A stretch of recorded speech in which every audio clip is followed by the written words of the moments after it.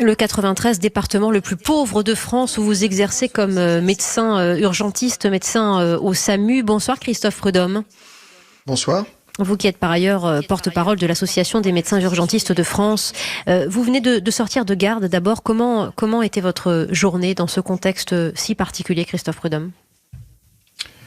Eh bien écoutez, nous sommes effectivement dans la phase de plateau. Nous espérons qu'elle va pas trop durer, parce que effectivement nous avons moins d'appels au SAMU, moins de passages aux urgences pour des nouveaux malades.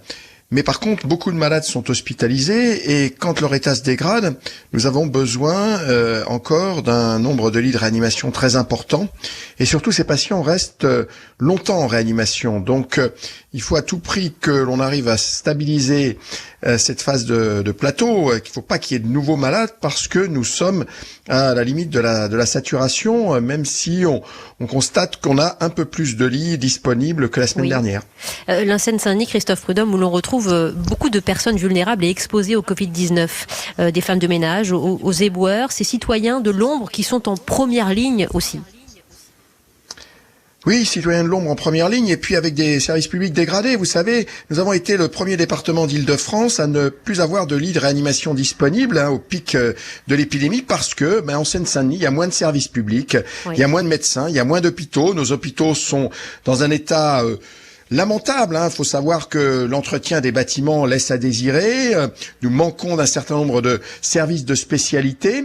Voilà, donc il va bien falloir à un moment donné que le gouvernement comprenne que pour rétablir l'égalité de traitement des citoyens, il faut des mesures inégalitaires et en particulier des mesures pour les plus pauvres qui aujourd'hui, on le voit bien, sont indispensables. Les gens en Seine-Saint-Denis, ils n'ont pas la chance de pouvoir faire du télétravail. Ils sont dans les transports en commun, ils se déplacent, ils ramassent nos poubelles, ils servent d'agents de sécurité, ils font le ménage, y compris à l'hôpital. Nous avons des entreprises de sous-traitance à l'hôpital. Oui. Voilà, donc avec une population qui, y compris, vit dans des conditions très difficiles. Vous savez, on a essayé de les stigmatiser sur le non-respect du confinement. Vous savez, quand on traverse l'Île-de-France, on voit beaucoup de monde à Paris dans la rue, des gens qui visiblement sont d'un niveau socio-économique et socio-culturel qui leur permettent de vivre dans de bonnes conditions. En Seine-Saint-Denis, quand vous habitez aux Chênes Pointues, vous savez, c'est là où a été tourné le film Les Misérables, et que vous êtes à 8 dans 50 mètres carrés, il faut bien qu'à un moment donné, on puisse sortir un petit peu. Ouais, c'est bien, c'est ce que j'allais vous dire. On en reparlera avec Frédéric Dabi tout à l'heure de l'IFOP. C'est un confinement qui rehausse les inégalités quand on pense à ces petits logements et à ces familles nombreuses. Évidemment, la distanciation sociale est probablement rendue plus compliquée. Les foyers de travailleurs migrants, légaux ou illégaux, qui sont nombreux aussi en Seine-Saint-Denis. D'après vos informations, d'après les personnes que vous voyez aujourd'hui se battre à l'hôpital, est-ce que ces personnes les plus vulnérables aujourd'hui sont protégées, mieux protégées qu'au début du confinement, du moins? Écoutez, non, parce que malheureusement, vous savez, nous manquons toujours de masques pour la population, nous manquons de tests pour pouvoir dépister tout le monde. Oui. Et vous savez, nous avons un certain nombre de foyers de travailleurs immigrés, puisque vous citiez cette population.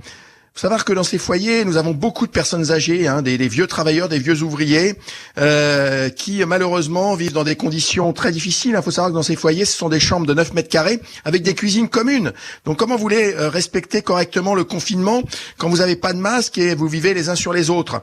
Donc voilà, vous savez, ce que révèle cette crise, c'est que nous sommes dans un monde où les inégalités ont progressé ces dernières années. On nous a vendu les gagneurs, il suffit de traverser la rue pour trouver un boulot.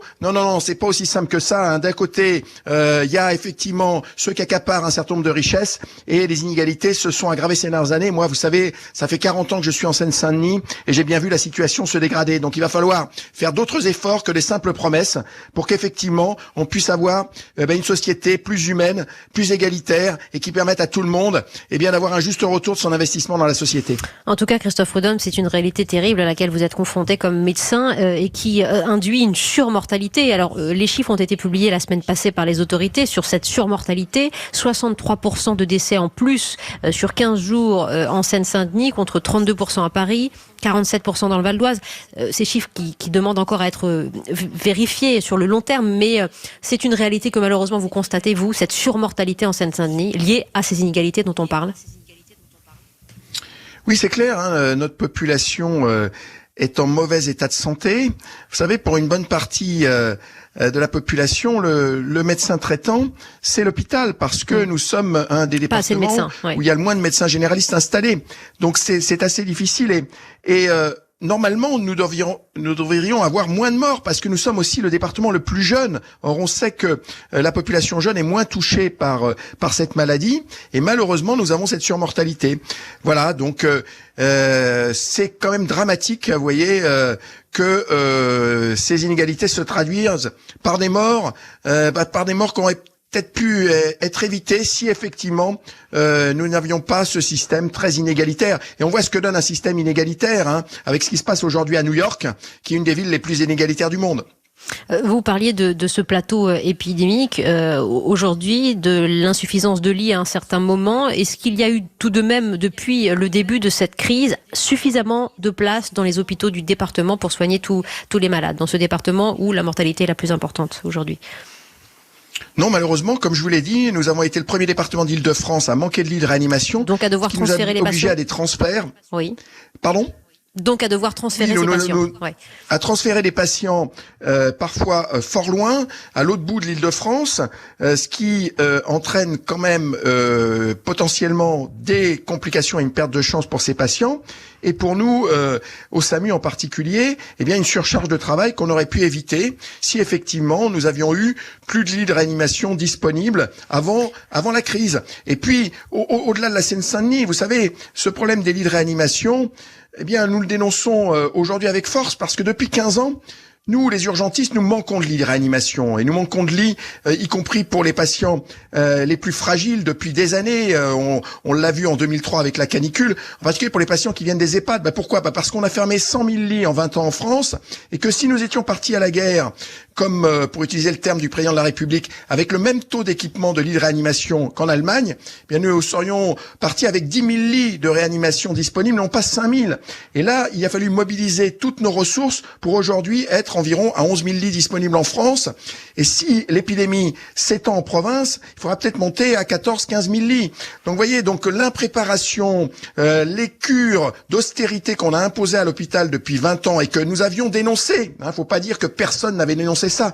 Nous l'avons dénoncé, on nous a pas écoutés et nous sommes effectivement confrontés à une crise où nous n'avions pas les moyens de pouvoir y répondre correctement au début de l'épidémie et nous avons toujours eu un train de retard. En dehors des convictions politiques des uns et des autres, l'heure n'est pas du tout à la polémique. Aujourd'hui, il doit y avoir une réconciliation nationale, j'allais dire, sur l'hôpital, qu'on avance tous d'un seul et même homme pour donner les moyens à ces hôpitaux d'affronter des situations comme celle que nous traversons. Oui, mais vous savez, moi...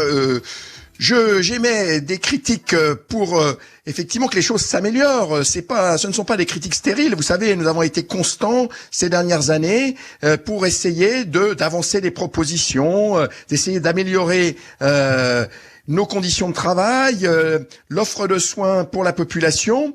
Il est clair que il faut pointer de manière positive ces dysfonctionnements pour que demain nous puissions reconstruire un système de santé, en particulier un système hospitalier, qui permette de réduire les inégalités et de répondre quotidiennement aux besoins de l'ensemble de la population, que l'on habite en Seine-Saint-Denis ou dans les Hauts-de-Seine ou dans les Yvelines.